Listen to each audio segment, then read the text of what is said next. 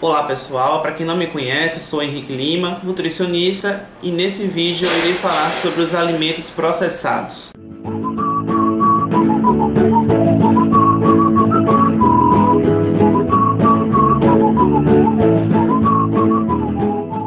Aqui você vai poder entender melhor a diferença de um alimento para um produto. Existe uma diferença de alimentos no que tange à definição, a categoria em que eles são enquadrados.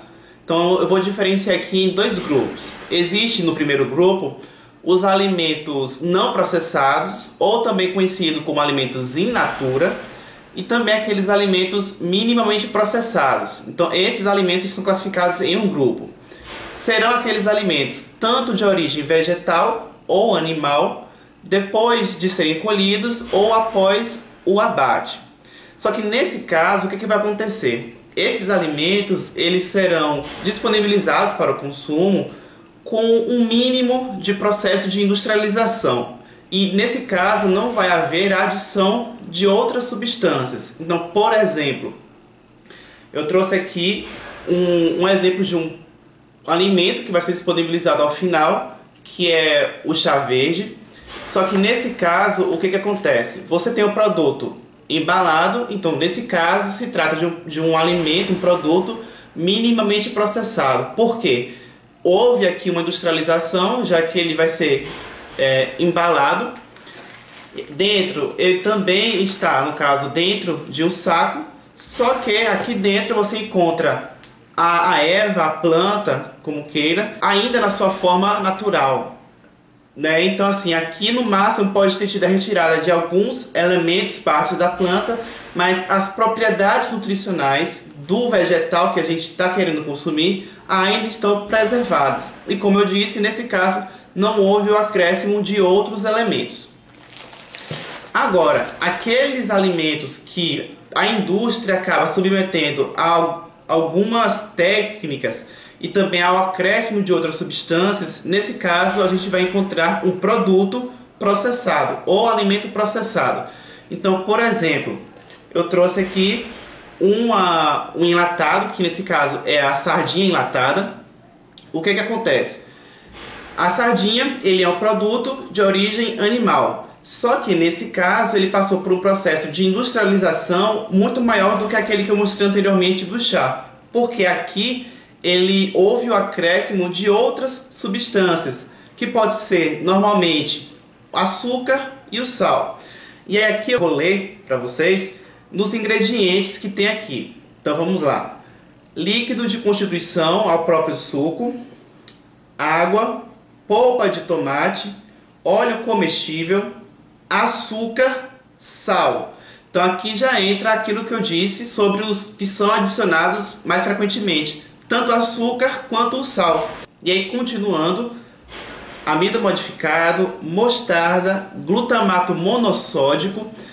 Esse é um elemento que é considerado um aditivo químico que pertence à categoria de flavorizantes, ou seja, são elementos adicionados aos alimentos para realçar o sabor.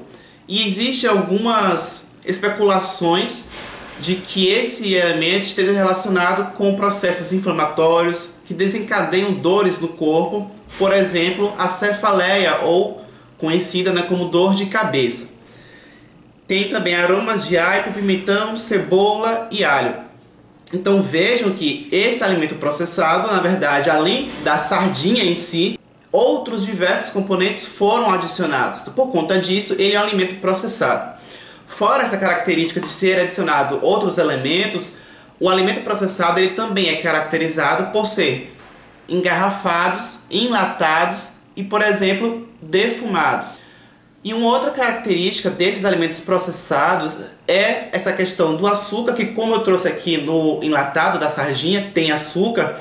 E não só nesse produto, em diversos outros produtos industrializados, que são esses alimentos processados, que não apresentam o gosto doce e que as pessoas nem sequer vão imaginar que tem açúcar ali dentro. Quando você vai ler o rótulo desse produto, você vê que nele tem açúcar.